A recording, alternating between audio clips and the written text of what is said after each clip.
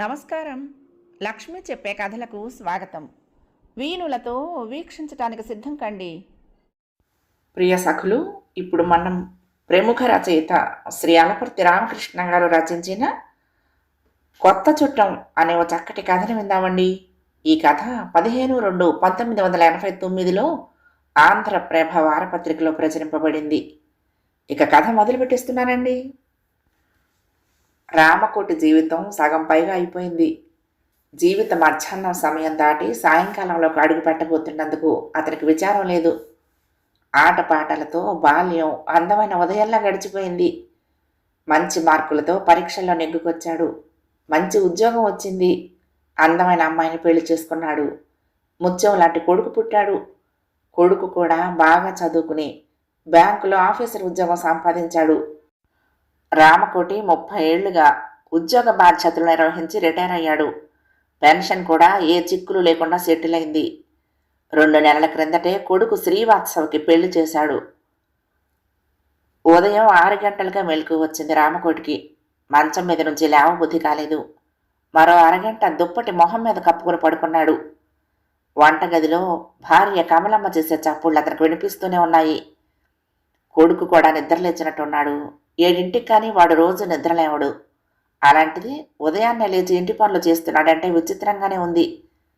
పక్క గదిలో బీరువా టేబులు పక్కకు జరుపుతున్న శబ్దాలు రామకోటికి వినిపించాయి. భార్య కొడుకు ఏదో హడావుడిలో ఉన్నట్లు గ్రహించాడు. మంచం మీద నుండి లేవకుండానే దిండు గోడవారణ వేసుకుని దానికి ఆనుకుని కూర్చున్నాడు. గది నిండా ఉషోదయం వెలుగు ఆవరించుకుంది. కిటికీలో నుండి చల్లటి గాలులు దూసుకొచ్చి రామకోటిని ముట్టడి చేశాయి. కిటికీలో నుండి దూరంగా కనిపించే కొండలు చేలు చూస్తూ మంచం మీద అలాగే కూర్చుండిపోయాడు. గంటల తరబడి మంచం మీద కూర్చుని కిటికీల నుండి కనిపించే ప్రకృతి దృశ్యం చూస్తూ గడపటం అతనికి ఇష్టం. ఇంటి వెనుక అంతా ఖాళీ స్థలాలే, ఇళ్ళు లేవు. ఇంటి ముందు గదిలో కూర్చుంటే రోడ్డు మీద వచ్చే పోయే కార్లు, సైకిళ్ళు, రిక్షాలు, జనం కనిపిస్తారు. ఆ ముందు గదిలో ఓ క్షణం కూడా కాలు నిలవదు రామకోటికి.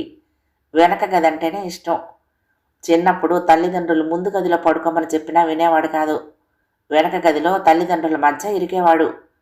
నిద్రపోయాక ముందు గదిలో పడుకోబెట్టినా ఓ రాత్రి వేళ మెలకు రాగానే లేచి వెళ్ళి తల్లిదండ్రుల వద్ద పడుకునేవాడు.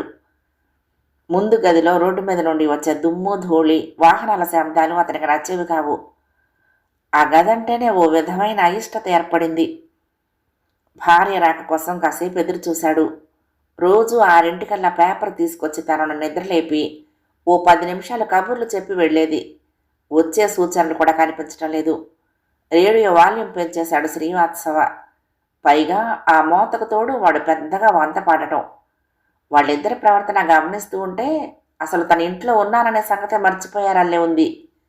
విసుగొచ్చి పడగదిలో నుండి బయటకు వచ్చేశాడు రామకోటి. కమలమ్మ పలకరించలేదు. గ్రైండర్లో పప్పు వేసే ప్రయత్నంలో ఉందామె. ఆమె నుదుటి మీద చెక్కిళ్ల మీద చెమట బిందువులు చూసి ఉలిక్కిపడ్డాడు. చలికాలంలో కూడా చెమట బిందువులు ఉదయాన్నే మొహం మీద కనిపించాయంటే ఎంత శ్రమ పడిందో. 4 గంటలకే మంచం మీద నుండి లేచిపోయి స్నానం చేసి పనిలో మునిగిపోయింది. భార్యను చూసి జాలిపడ్డాడు. కాఫీ కలుపుతాను, వెళ్ళి మొహం కడుక్కుని రండి. ఓ క్షణం భర్త కేసి చూసి మళ్ళీ తన పనిలో మునిగిపోయింది కమలమ్మ. బాత్రూంలోకి దూరాడు రామకోటి. మీ నాన్నది గొప్ప జాతకం రా అబ్బాయి. మీ తాతయ్య గారు మీ నాన్నని కాలు కింద పెట్టనివ్వకుండా పెంచారు.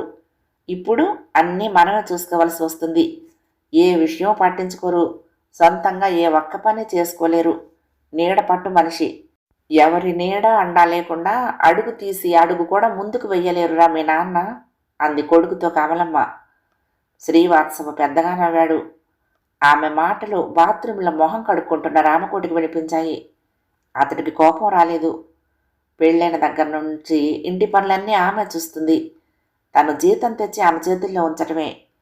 తనకు కావలసిన బట్టలు కూడా ఆమె కొనాల్సిందే. ఆమె పడుతున్న శ్రమను గుర్తిస్తే చాలు ఆమెకు కొండంత తృప్తి. మెచ్చుకోలుగా ఒక్క మాట అంటే చాలు ఆమెకు ఏనుగెక్కినంత సంబరం. టవల్తో మొహం తుడుచుకుంటూ హాల్లోకి వచ్చాడు. పొగలు కక్కే వేడివేడి కాఫీ తెచ్చిచ్చింది భార్య. పరీక్షగా ఆమె వైపు చూశాడు. వయసు తెచ్చిన మార్పు కొట్టొచ్చినట్లు కనిపించింది ఆమెలో. అక్కడక్కడ తెల్లమండ్ర వెంట్రుకలు, ముక్కు మీద చెక్కిళ్ల మీద నల్ల మచ్చలు, లావెక్కిన జంబలు. 30 ఏళ్ల క్రితం తను ఆరాధించిన సౌందర్య రాశి ఈమెనా? ఆ సొగసులన్నీ ఏమయ్యాయి? ఈ పూట అటు ఇటు తిరగకండి అంది కమలమ్మ. ఏమిటో విశేషం? అయ్యో రామా, అప్పుడే మర్చిపోయారు. కోడలి పిల్ల ఈరోజే కదా మన ఇంటికి వచ్చేది అంది.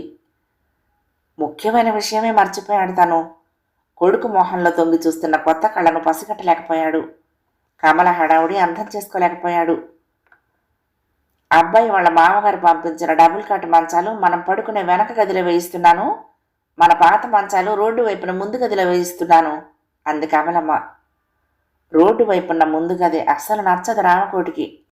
తనకిష్టమైన వెనక గది వదిలిపెట్టాలని వినగానే తల్లడిల్లిపోయాడతను. రోడ్డు మీద వెళ్లే వాహనాల మోతతో రాత్రుళ్ళు నాకు నిద్ర పట్టదే, బాబు వాళ్ళ మంచాలే ముందు గదిలో వేయించు అన్నాడు కంగారుగా. మనకు నిద్ర పట్టినా పట్టకపోయినా నష్టం లేదు కానీ అబ్బాయి వాళ్ళ డబుల్ కట్ మంచాల వెనక గదిలోనే వేస్తున్నా అనేసి కాఫీ కప్పు తీసుకుని వంటగదిలోకి వెళ్ళిపోయింది కమలమ్మ. తనకు ఏది ఇష్టమో ఏది అయిష్టమో ఆమెకు తెలుసు. తనకు ఏ కష్టం రాకుండా, తన మనసుకు నొప్పి కలగకుండా ప్రవర్తించటమూ ఆమెకు తెలుసు. కానీ ఈ విషయంలో తను చెప్పినట్లు వినకుండా మొండికేసిందంటే తన మాటకు విలువ లేదన్నమాటే. రామకోటి మనసు చివుక్కుమంది. శ్రీవాత్సవ అప్పుడే తన బట్టల సూట్ కేసు తీసుకుని వెళ్ళి వెనక గదిలో పెట్టుకున్నాడు. గోడలకి వాడికి ఇష్టమైన ఆయిల్ పెయింటింగ్స్ తగిలిస్తున్నాడు. ఆ గది అప్పుడే వాడి సొంతమైనట్లు ఆనందంతో ఉక్కిరి బిక్కిరవుతూ ఉన్నాడు.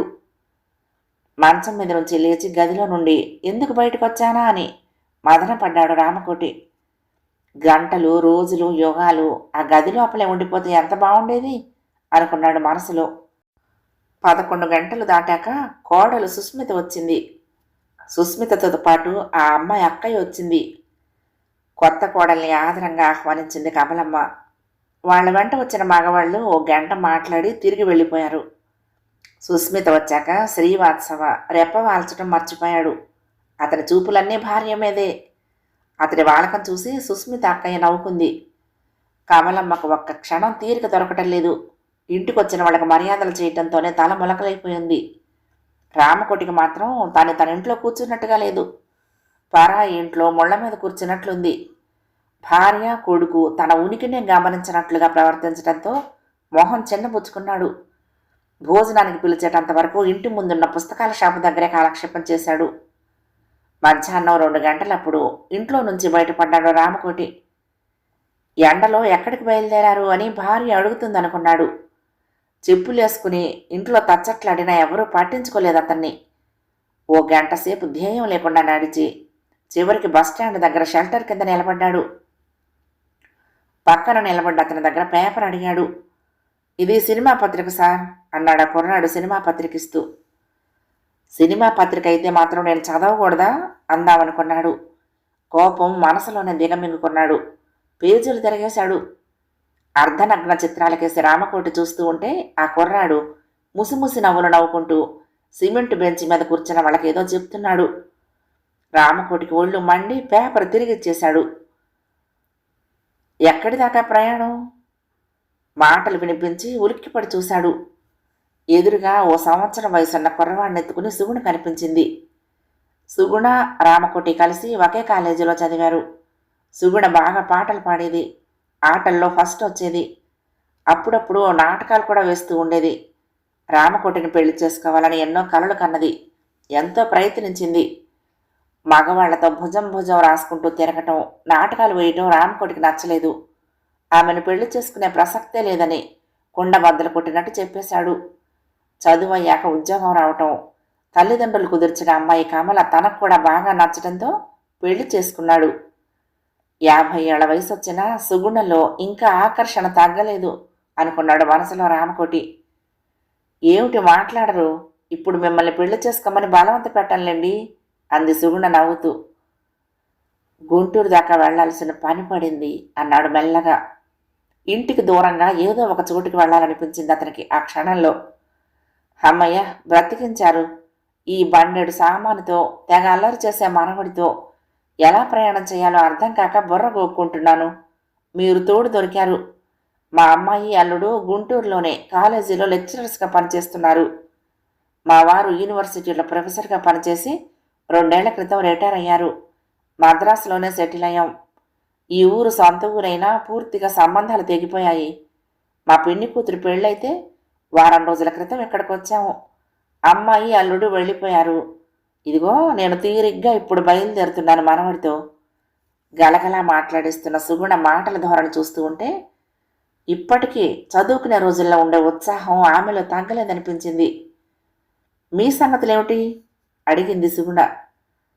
ఏముంది, రిటైర్డ్ లైఫ్, గోళ్లు గిల్లుకుంటూ కాలక్షేపం చేయటం, నవ్వే ప్రయత్నం చేస్తూ అన్నాడు. గుంటూరు బస్సు వచ్చి ఆగింది. ఇంటికి ఇల్లాలకి దూరంగా కొన్నాళ్లు గడపాలనిపించింది. ఆమె సామాను తనే బస్సులో సర్దాడు. పక్క సీట్లో కూర్చోమని ఆమె బలవంతం చేయటంతో కూర్చోక తప్పలేదు రామకోటికి. బస్సులో తెలిసిన వాళ్ళెవరైనా ఉన్నారేమోనని పరకాయించి చూశాడు. అదృష్టవశాత్తు ఎవరూ లేరు. బస్సు కదిలాక మెత్తగా ఆమె భుజాలు రాసుకుంటూ ఉంటే మనసు దూది పింజలా గాలిలో తేలిపోతున్నట్లు అనిపించింది. పొన్నూరులో బస్సు ఆగినప్పుడు సుగుణ మనవడికి బిస్కెట్ ప్యాకెట్ కొనిపెట్టాడు. ఆమెకు మల్లెపూల దండ కొని తెచ్చాడు. మల్లెపూల దండను తలలో తురుముకుంది ఆమె, ఎటువంటి సంకోచము లేకుండా. గుంటూరు చేరుకునే వరకు ఆమె తన భర్త మంచితనం గురించి చెప్తూనే ఉంది. సుగుణ భర్త సంస్కారానికి ముగ్ధుడయ్యాడు. అల్లరిగా తిరిగే సుగుణలో ఇంత మార్పు తెచ్చాడంటే నిజంగా ఆయన గొప్పవాడే అనిపించింది రామకోటికి. గుంటూరులో బస్సు దిగాక కూతురు అల్లుణ్ణి కూడా చూసి వెళ్ళమని రామకోటిని బలవంత పెట్టింది సుగుణ. తనకు వేరే అర్జెంటు పనులున్నాయని గట్టిగా రామకోటి చెప్పడంతో ఆమె రిక్షా మాట్లాడుకుని వెళ్ళిపోయింది. ఇంటి మీదకు గాలి మళ్ళింది, కానీ ఆ రాత్రికి తిరిగి వెళ్ళదలుచుకోలేదు రామకోటి. లాడ్జిలో రూమ్ తీసుకున్నాడు. నిద్ర పట్టలేదు. పక్క మీద అశాంతిగా అటు ఇటు పొర్లాడు. స్కూటర్ మీద ఊరంతా తన కోసం గాలించే కొడుకు, ప్రతి క్షణం తన రాక కోసం గేటు వైపు కళ్ళు పెట్టి ఎదురు చూసే భార్య గుర్తుకొచ్చారు. మరుసటి రోజు ఉదయం తిరుగు ప్రయాణమయ్యాడు రామకోటి. ఇంటికి చేరుకునేసరికి 12 అయ్యింది. తండ్రి తిరిగి వచ్చిన సంతోషం కొడుకు కళ్లల్లో ద్యోతకమైంది. భర్తను చూసి పలకరించకుండానే కూని రాగం తీస్తూ తన పని చేసుకుపోతూనే ఉంది కమలమ్మ. మామగారిని చూడగానే అత్తగారు కూని రాగాలు తీయటం కోడలు గమనించింది. ఇంట్లో కోడలొక్కతే రామకోటికి ఎదురొచ్చి పలకరించింది. మామయ్య గారు, ఒక్కరోజు మీరు ఇంట్లో చెప్పకుండా వెళ్ళేసరికి అత్తయ్య గారు మీ అబ్బాయి కంగారు పడిపోయారు. అత్తయ్య గారైతే పచ్చి మంచినీళ్ళు కూడా ముట్టుకోలేదు. వేడి నీళ్లు తోడతాను, స్నానం చెయ్యండి అంది సుస్మిత టవల్ అందిస్తూ. తన గురించి ఆలోచించే మరో ప్రాణి ఆ ఇంట్లో చేరినందుకు రామకోటి మనసు ఆనందపడింది. మనవడిని ఎత్తుకుని గర్వంగా ఊరూరు తిరిగే సుగుణ గుర్తుకొచ్చింది. అలాంటి ముద్దుల మనవడు తనకు ఉంటే బావుండును అనుకున్నాడు మనసులో. మీకు గుర్తుందా, మనకు పెళ్ళైన కొత్తల్లో మీ నాన్న వెనక గదిని పడుకోవటానికి మనకివ్వలేదని మీరు వారం రోజులు అన్నం తినకుండా అలిగారు అంది కమల నవ్వుతూ. సిగ్గుపడ్డాడు రామకోటి. భార్య చేతిని తన చేతుల్లోకి తీసుకుని ప్రేమగా నిమిరాడు. అతని మనసు తేలికపడింది.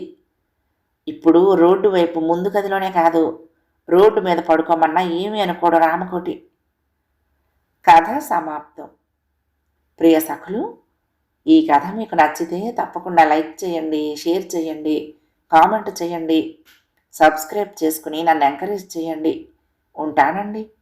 ప్రేమతో లక్ష్మి, కృష్ణాతీరం దుర్గమ్మ సన్నిధానం. నమస్తే.